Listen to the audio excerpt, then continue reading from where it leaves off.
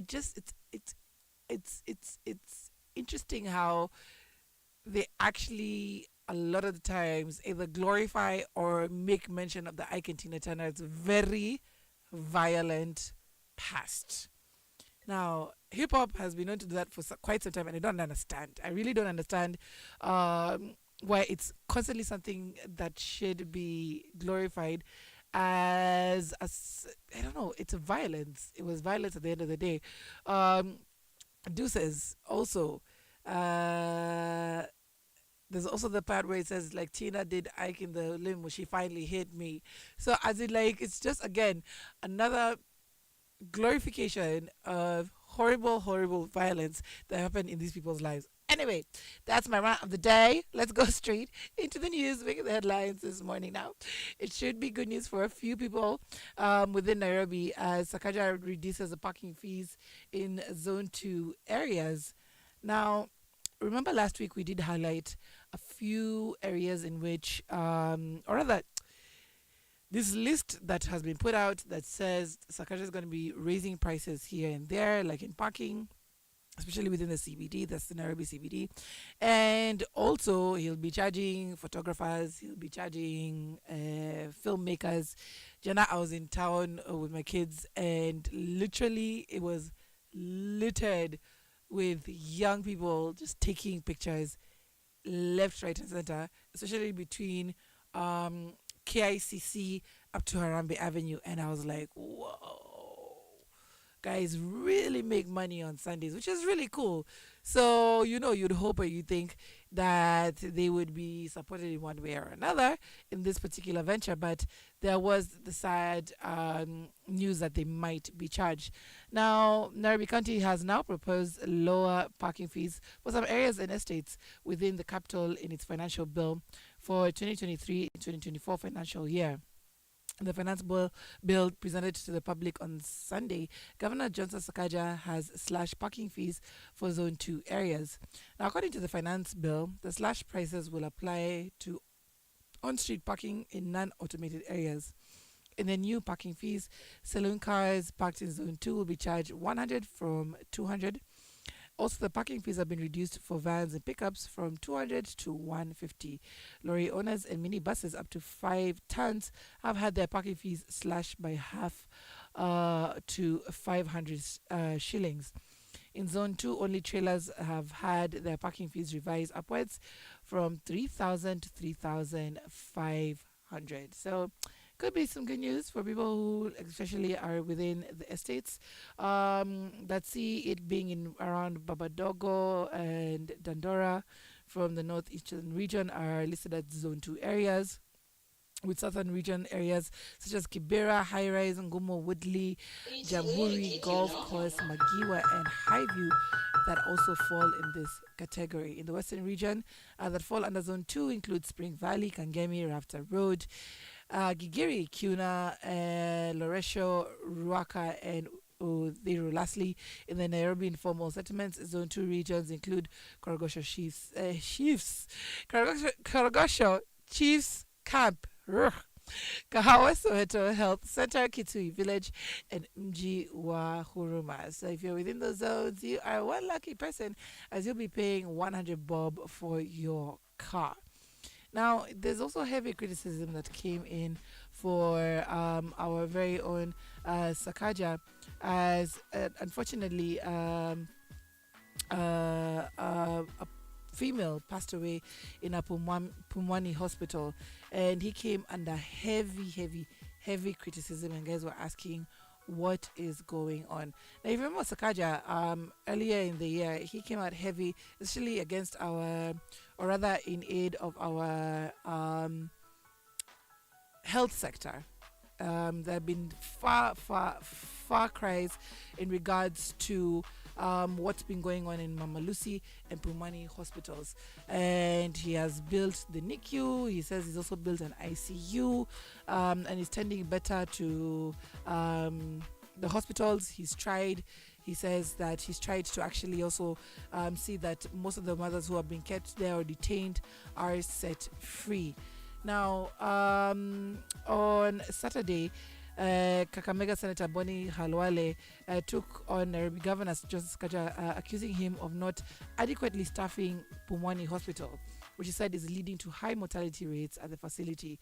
The senator was speaking at a village in Quisero constituency while attending the burial of a 29-year-old who had lost her life in the hospital. According to reports, the lady died together with her unborn baby after.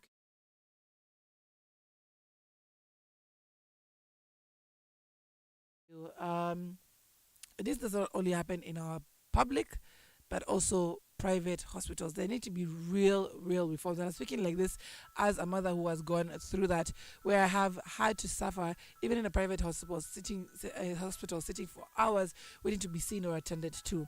Now, the deceased had been referred to the hospital after she developed complications which necessitated a cesarean operation. Now, it was said that she found Sakaja had not employed enough doctors to undertake the surgery operations. That is why the small girl was queuing in the line, according to Halwale. The politician added that all governors in Kenya had failed to manage the health sector despite receiving adequate funds from the national government. And if it did, it is a failure and it is a measure of the adequacy of their work. It is a problem. It has been a problem for so many years. It is something that has plagued a lot of families. A lot of husbands have lost their wives, either due to pre or post mortem delivery. A lot of people have seen serious consequences of the lack of adequate care during especially childbirth. There just needs to be a lot, not even a little, a lot of reforms in our hospitals. And we do hope that they will be taken seriously, because last year there was an inquisition, there was a commission that was set to actually look into some of these issues, as horrible things were going on in most of our major hospitals.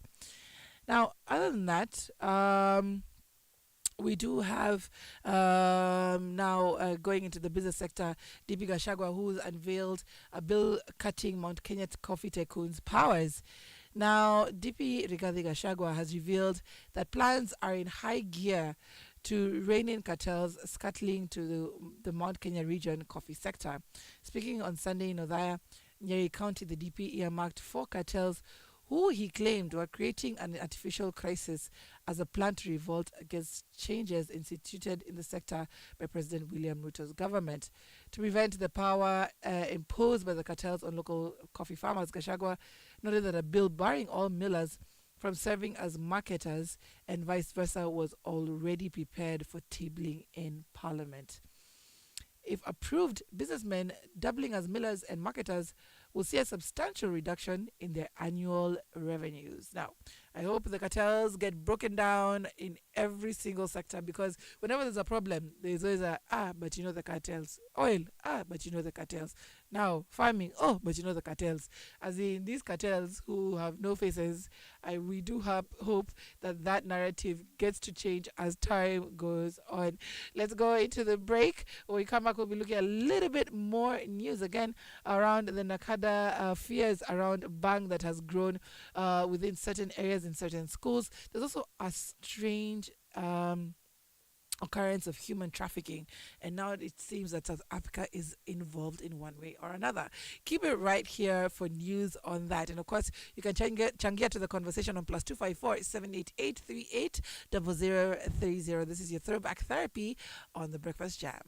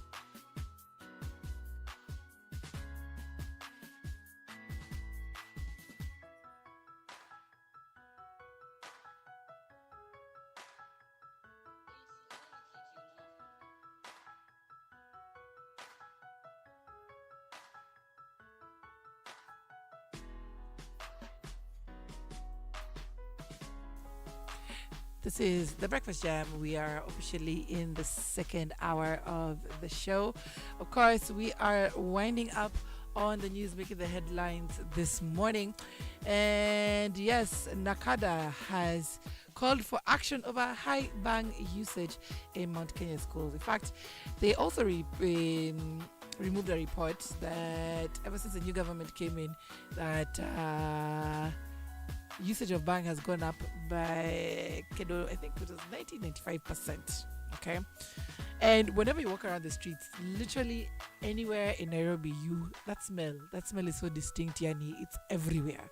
Now, Nakada has raised concerns of a bang usage among secondary school students within the Mount Kenya region, with the authority said is, or rather, which the authority said is on the rise. Central Region Nakada manager Amos Warui, during an anti-drug campaign in Ruri Secondary School in Mwea, Kirinyaga County, said the bang was the most used drug among school-going students. He also pointed out that 3% of students drop out of school due to drug-related reasons, with cannabis being the primary cause and alcohol ranking second. Now, the anti-drug campaign is one of the many forums aimed at sensitizing school students on the harmful effects of drug and substance abuse. According to the latest Nakada report on drug abuse, bang usage in the country doubled between 2017 and 2022, with a rise estimated at 90% among youth aged between 15 to 35 years. The report observed that on average, most teens start using cannabis between 16 years and 20 years, with the earliest induction to the drug being 8 years. 8 years old. But that's very possible. I told you I've seen before parents even just going live and actually taking their kids through substance, whatever, alcohol, smoking up in one way or another, from kids as early as 3 years old. I've had to just report as spam. I'm like, how is this even possible for you as a parent? Okay, leave alone a peer, leave alone a friend, leave alone a stranger, you as a parent. Okay, but drug abuse has been rampant in the schools from the time even as we were in high school. It's been there. Guys have been using weed. Guys have been drinking. Guys were even caught with coke. It's something that, again, Nakada has to do a more rigorous campaign just to make sure our youth are actually really, really being made aware of the effects of these drugs going on into later in their lives. Now, there is a case of trafficking that is now becoming rampant in Africa.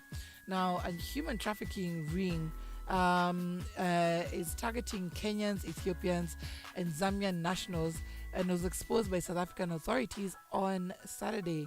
Now, media reports indicate that 2 South African men were arrested for their involvement in smuggling 8 illegal immigrants into the country.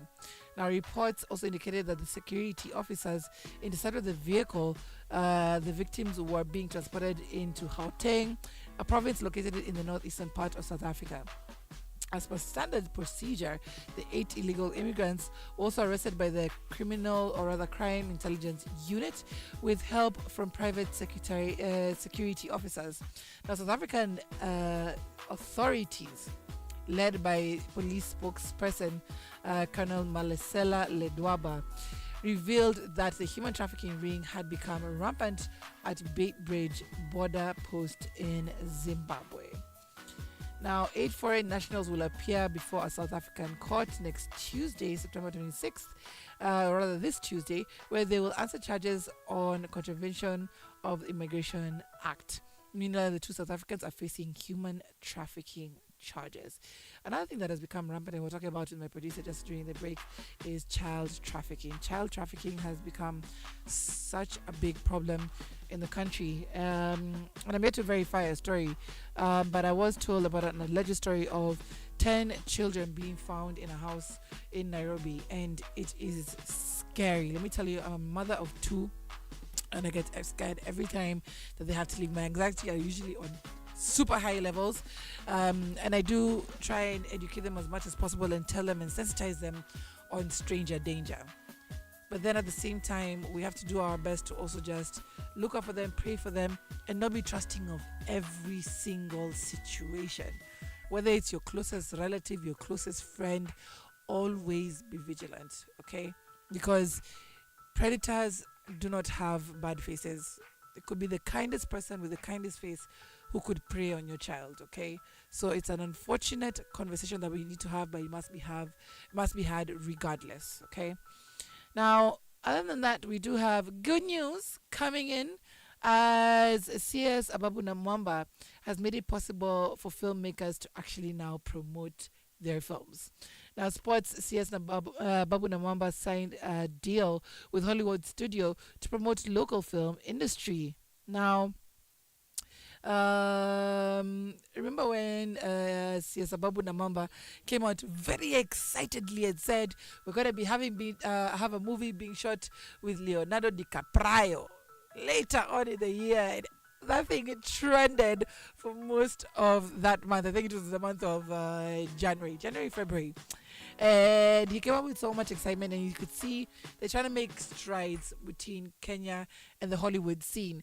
Now, it looks like he's actually now inked a deal with Hollywood Studios in Los Angeles to promote and develop Kenyan films and the Kenyan film industry. Now, the deal comes just a day after the CS signed a separate deal with the National Basketball Association, that's the NBA, that is set to open an office in Nairobi to develop the local basketball sector. Now, it was witnessed by Hollywood Invention Studios CEO Nikki Weinstock at the Kenya consulate in Los Angeles. As part of the deal, Hollywood is set to promote Kenya as a filming destination and support local industry through the Talanta Hela initiative. Now, this is huge because there's always been this story of red tape, that it's not easy to film in Kenya. There's always cartels. Cartels are everywhere. There's always a problem when it comes to filming in Kenya, and therefore people have chosen other destinations like our neighbors Tanzania or Uganda and South Africa, because it has been made easier for people to be able to film there, and therefore people are able to actually make money from the film industry. It has not been able to happen though, and even though Kenya is super scenic, it has not been easily chosen as a destination for filming, apart from where there's maybe a biography or an autobiography involved.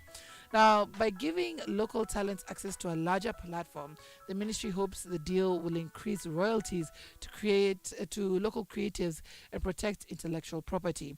Further, the CS hopes the program will globalize e-Talanta as well as Africa's creative content and market. So, hongera to CS Ababu Namwamba for this amazing move. I am truly excited for this because it does mean our super amazing creatives get a bigger platform than what they have right now, exposing us to a more global market. So kudos to you for that. Now, another win is one of Eliud Kipchoge, who won big at the 2023 Berlin Marathon after clocking 2 hours, 2 minutes and 42 seconds. Now you can see the triumph in his face as he crossed that finish line. Now, Eliud Kipchoge triumphed in the 49th edition of the Berlin Marathon on Sunday after clocking 2 hours, 2 minutes 42 seconds. In his previous 5 appearances, Kipchoge secured victory 4 times and set 2 world records along the way. Now, following his victory, Kipchoge stands tallest, having won the Berlin Marathon a record 5 times, including 2015, 2017, 2018, 2022, and 2023. Now, the World Athletics made a statement and said history maker Eliud Kipchoge becomes the first man in history to win the Berlin Marathon for the 5th time. Kipchoge was celebrated by Kenyan leaders for his feat in Berlin, with Azimio leader Raila Odinga revealing that the athlete had asserted his command and dominance in the tracks. Now, what does he stand to gain from this particular win? Well, he stands to pocket over 7 million shillings after winning, just adding more and more onto his fame and wealth. Man, I just absolutely love this picture when he's crossing this finish line. The look on his face is absolutely priceless. Now, he will be smiling all the way to the bank after emerging victorious in the 42 kilometer Berlin Marathon in Germany. Now, Kipchoge won the race after clocking the 2 hours, which was 1 minute and 33 seconds later that his record-breaking performance, or rather than his record-breaking performance at the same event in 2022. With this stellar performance, Kipchoge will be rewarded 7.3 million, that's $50,000, which is a prize money for winners in both male and female races. The athlete, however, lost 4.3 million in bonuses given to athletes who supersede the record of 2 hours, 1 minute, 9 seconds Kipchoge set last year. But it's still a big, huge win for him. Speaking of other athletes, we also had Ferdinand Omanyala, who failed to hit a world record in June with the 100 meters. And the head of state also rewarded him 2 million for his stellar performance regardless. So it's great to see that sports is indeed rewarding, and that our athletes are gaining a lot more from this particular way of making a living. Absolutely amazing. Absolutely something worth celebrating this week. Mad congratulations to Eliud Kipchoge. He has done it once again, and now for the 5th time. How amazing is that? Now, this is where we end the news. And when we come back, after we take a short break, we'll be looking at our innovation topic of the day, which now comes in with the government aiding small-scale farmers with the use of a certain new technology. So stand by for that amazing stuff and amazing news for farmers as we go on with the Breakfast Jam.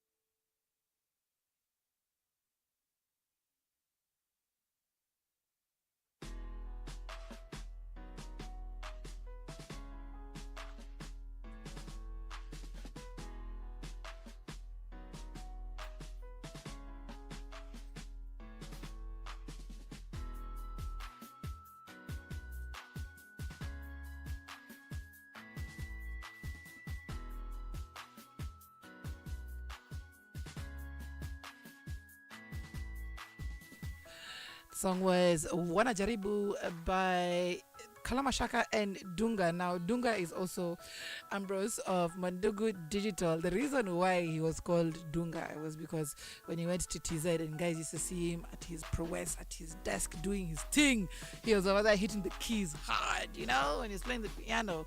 And from there, he started being called Dunga. At least that's the explanation he gave me. Yes. Playing here for all your throwback on Icon Radio #1 Entertainment Plug. Now, we're getting into our Innovation Monday topic today, and we're looking at a moist bed agriculture. The government encourages small farmers use new technology.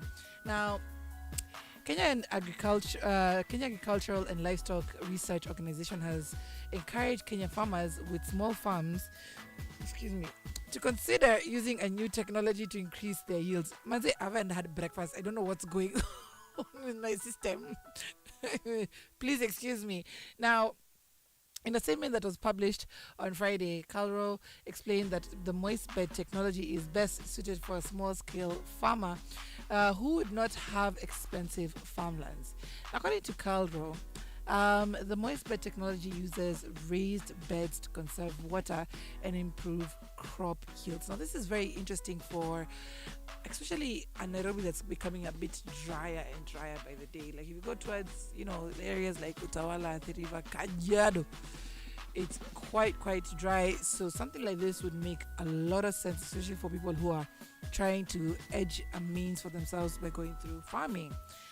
Now, in a statement that was given by the Kenya Agricultural and Livestock Research Organization, they said, are you a small-scale vegetable farmer with constraints of planting space looking for ways of increasing vegetable production?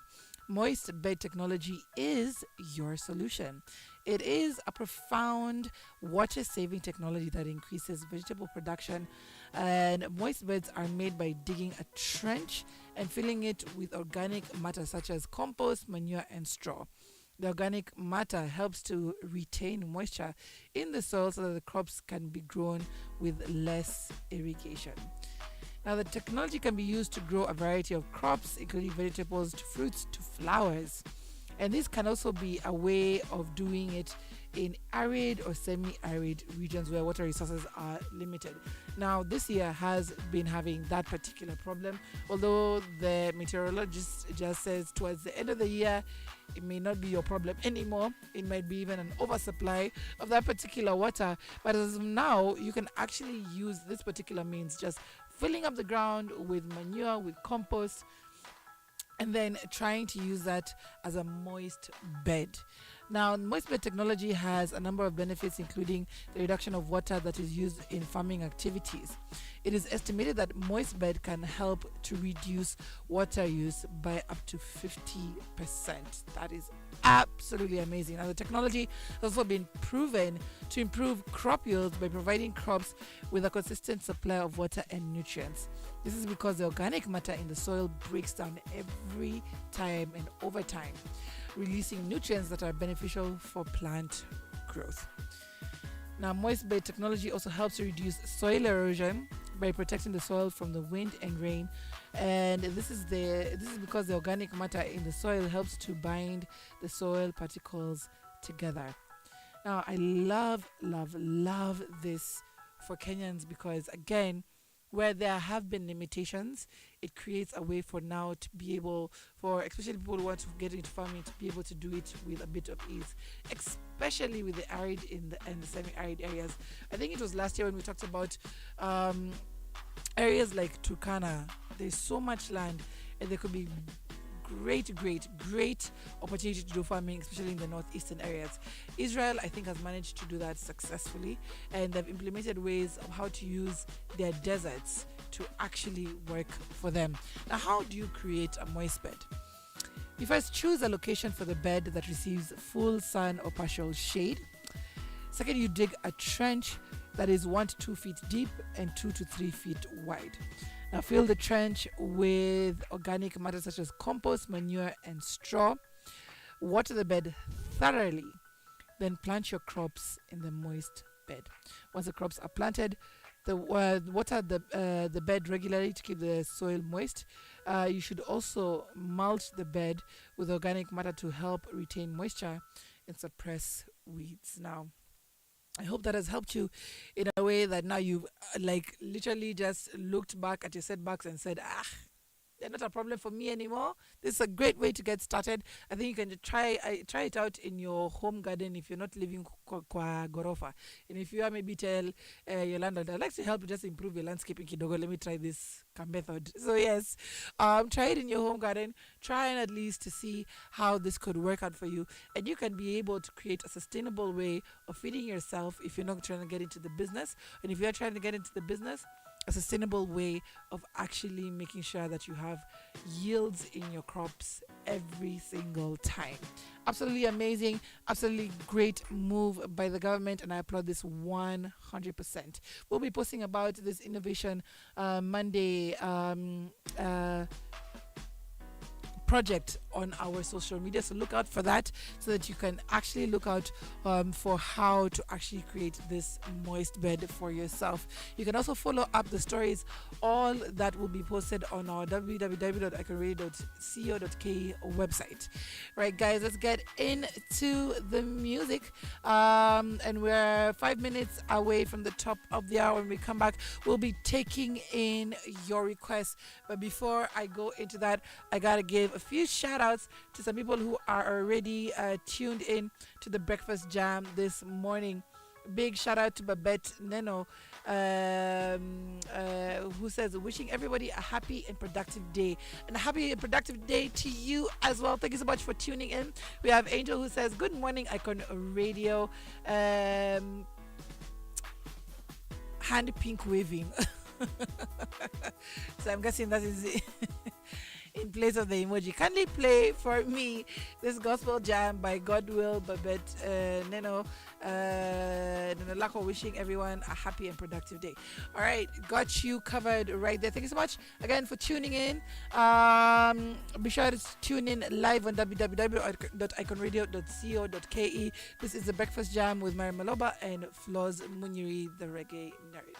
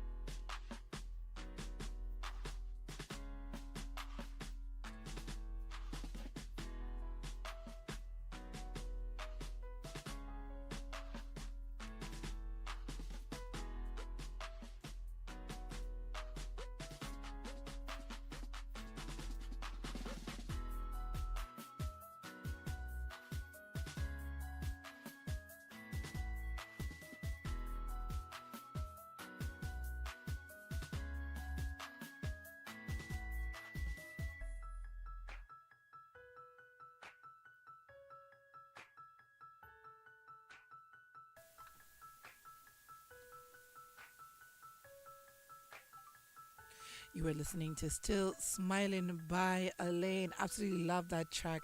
Actually, just reminding you on a good high note on a Monday to just try, even in this our government. Try and smile and see everything in its positive ways. And again, counting it all joy. That's my mantra for the month. Absolutely love it. And you are listening to us here on Icon Radio, your number one entertainment plug. Now, there's a particular murder mystery that continues to plague the country as guys try to still come to grasp with the story of Eric Maigo. And it would seem this is a case that involves a teenager who DCI says between the ages of 15 and 17 years old. Now, it's still unknown why she was in that house for a total of 4 hours and how she left in a bloody mess. Now, detectives from the DCI have recovered clothes believed to have been worn by the suspect who killed the Nairobi Hospital acting finance director, Eric Michael. Now, this is a whole man who was killed by a teenager. Now, on Friday, September 22nd, DCI said the clothes were recovered from a semi-permanent house in Bombolulu village within Kibra settlement. They said the clothes are red checkered shirt and a grey pair of animal print. Pants were found in a semi-permanent wooden shack in Bombolulu village, deep inside the sprawling Kibra settlement. Now, the detectives further disclosed that the suspect is believed to be between the age of 15 and 17 years old, and she sat her KCSE exams between 2021 and 2022. Now, they also have her name, which they released as well and gave more details into who she is. So it seems that she is known, and it's also known where she came from. Now, she managed to escape, and there's a video from a neighbor who captured it on CCTV. And it's actually crazy to watch because she actually scaled the wall and tried to jump over this barbed wire fence. And while she was trying to jump over it, of course, her legs, her clothes got caught in the barbed wire, and then she eventually fell onto the barbed wire. So now the DCI are making speculations that she could have be injured in her abdominal area wherever she is. So when she managed to scale over to the other side, which is I think Kenyatta Apartments or Kenyatta Complex, she went and stole a pair of shoes and hipad. It still remains a mystery. It's shrouded in a lot of mystery, and people are wondering how this happened, why this happened, and why a teenager was in this man's home. I'd love to hear your thoughts and opinions on this. Our WhatsApp number +254 788 380030. Of course, we do have a lot of Facebook FBI agents who are trying to put everything together and making their own conclusions, but I'd love to hear yours. Also, you can hit us up on the YouTube channel comment section. That's where I'd love to get your comments. That is at Icon Radio KE. Let's get back into the music. When we come back, we'll be looking at more news. It's now, especially in the entertainment sector, making headlines this morning.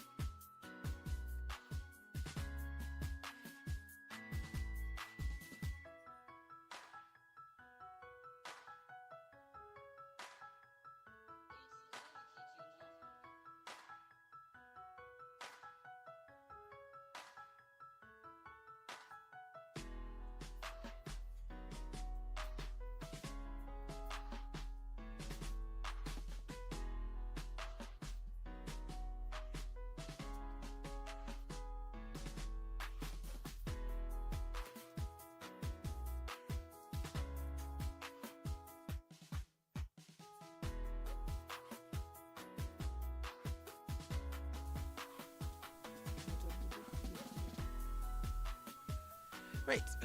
As I'm asking questions on air, I forgot to unmute the mic. But yes, Bridget Blue, with the song is called Kesha, right? Kesha. Absolutely love that jam. Absolutely sounds amazing every single time. Kenyan musicians are just getting better and better by the day. Man, it's about time. We got onto that Grammy list. It's about time. Tuinue our own. We make sure we play KE music. Therefore, we put out our heritage, our culture, our way of life. And just by you doing your part, it's good to, of course, uplift the rest of Africa, but charity starts at home, right? Now, we're still on the Breakfast Jam with Myra Maloba, the Afro-Punk Queen, and Flozz Munyiri, the Reggae Nerd. And we're looking at some of the entertainment news making the headlines this morning. Now, this TikToker by the name Brian Chera, my lord. When you're in school, I don't know if you ever had these people who just were thriving off of drama. Like, they couldn't rest. They couldn't just even keep quiet for even a day if the topic of discussion didn't revolve around them. And they would always try little antics to make sure that they're seen, they're heard. You know, it's not through good deeds or actions, but just by dramatically annoying ways. Now, this particular TikToker, Brian Chira, reminds me of some of those people I went to high school with who would do just that. Yani, you look at them and you wonder, aren't you hugged enough at home? Aren't you given enough attention? Like, what? Why? Why are you in our faces just making a lot of noise? Now, there's some time back that another TikToker by the name of Nyako also was really, really trending, got into fights with Andrew Kibe, always goes on lives giving her opinion. She's hilarious as all hell. Like, she's actually just good content. She's good to follow. Now, she came out during the time Brian Chira was going through his legal woes and legal issues with Aziad. Came out and spoke out against, other bloggers and was like, listen, stop misusing this child, this young boy for your content and rather build him up. Apparently she also raised funds for him to get a home, for him to get furniture. Now, this child, in true Chira fashion, went on social media and decided defaming her. And this was among other antics that he did publicly on screen. Now, the popular TikToker after that revealed her intention to pursue legal action against the controversial content creator. During a live show with Obidan Della, Nyako expressed her frustrations with Chira's alleged defamatory actions. She alleged that Chira's online abuse towards her had begun ongoing, had been ongoing, and that there were videos documenting these instances. She said, "This young man has abused me online on several occasions, and there are videos to confirm that. To stop this, I will have to go the Aziad way." Now, there's some other TikTokers who gave their opinion on this, and they were like, listen, this guy is clearly just an attention seeker. He can't lay low for whatever reason. He can't take the gifts as he's been given. He's gone on to just be an annoying person. He's smearing everybody he can try to smear, and just continue to just go into the hall of defamatory, okay? Not hall of fame, hall of defamation, hall of defamatory statements, just hall of everything that's negative. And guys are tired. They're absolutely tired, and they're like, maybe he should be fungwad. Maybe he should be fungwad for some time, doing Tulias and learns his lesson, because clearly he is not at any one point trying to be a model citizen in any way. Now, moving on from that, we do have a blogger who was called out by that same Nyako, who says her and her man are actually earning 13.6 million yearly. Now, Eve Mungai and her lover Trevor, who continue to shoot videos showing their love, showing over here love wins, love chronicles, love in the morning, in the evening, noon, and night. They're over here just giving us couple goals. And also, not only for the fact that they actually put out their relationship, but also for the fact that they're a couple that works together. All the content creation Imungai has been doing has been courtesy of the man that she works with and who has been behind her entire success. And I mean, not her only entire success, their entire success. Now, the lovebirds have been together for 3 years, but are not legally married because, of course, they're still young. They're still very young, but we'll get there eventually. Now, she says they earn 800,000 shillings per month each. Each one of them carries home 800,000 shillings. Now, this is quite possible because she gets a lot of endorsements through her blogging, through her content creation. She's out there always doing interviews. She has made herself and kept herself relevant for the longest time. So it is quite possible that she is earning that much. Content creation is the new millionaire, billionaire club, and it has made a lot of people earn a lot. Look at her, look at Aziad, look at Akina Terrence Creative, look at Jugush and his wife Celestine just driving big fuel guzzlers just from the amount of money they're making. And for Celestine's, I found out that over the weekend that her car costs about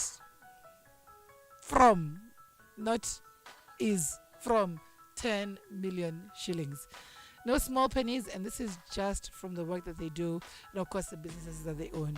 So content creation is a major way of making a good buck. Consistency is key. Now, speaking of just putting out content, there is one particular person who has not rather seen the best of it, and this is former citizen presenter Kimani Mbugua, who went online and begged for help. He said, He says he's homeless and in debt. Now, for many years, Kimani Mbugua was a familiar face to many Kenyans who watched him presenting news on Citizen TV, and he used to have really good content. He was loved for his charismatic presence on screen, a charm that endeared him to thousands of fans across the country. However, the glory days ran out, and the once celebrated presenter has found himself in a dire situation, clutching at straws. Now, in a heartbreaking video shared online, he disclosed that he's not only homeless and struggling to make ends meet, but is also a 1.7 million debtor. According to Mbugua, he was diagnosed with bipolar disorder in 2020, followed by a series of events that have since left him in a state of despair. Now, the journalist explained that he managed to stop doing drugs for 2 months, or rather 2 months ago, and is working in piecing together his broken life.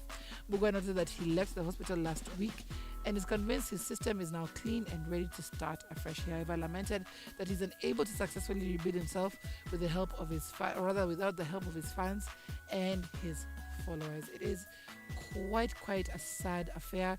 He's not the only journalist to be really down and out. There are quite a number who have come out and said, like, life has not been easy for me ever since I left the media. And of course, he is appealing for help. So if you are able to help our fellow man, please, of course, do reach out to him and be the hope that he so desperately needs. Now let's go back into the break.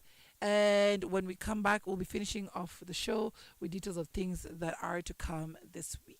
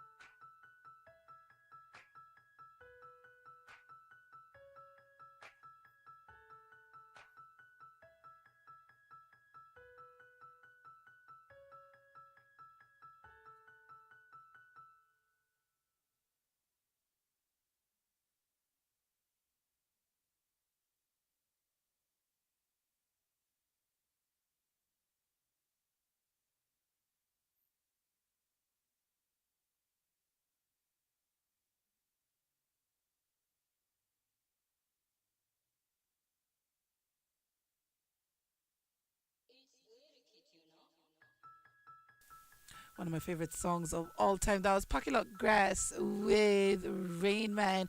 Like I told you, Kenyan music is on another level. Play Kenyan music. Of course, we do have moments from the search that will be coming out pretty soon. Great, amazing recordings done by two super producers and director, that is Jimmy the Beatmaker and Flavian Busi. Looking forward to what came out of the Surge and Plug. So if you want to look for that, be sure to follow us on all our platforms. That's www.icoradio.co.ke and Icon Radio KE on all social media platforms. Definitely something worth looking out for. Also, a lot of live events coming as well. Look out for details on that. We'll be giving that to you as the week proceeds. For now, guys, we have come to the end of the show. Thank you so much for tuning in and for being here with us on this Manic Monday. Hope you've got your Monday off to a great start. We pass on again tomorrow morning from 6 a.m. to 10 a.m. only on The Breakfast Jam. On www.echoray.co.ke. But of course, have a safe and fantastic day ahead. Pataneka Show.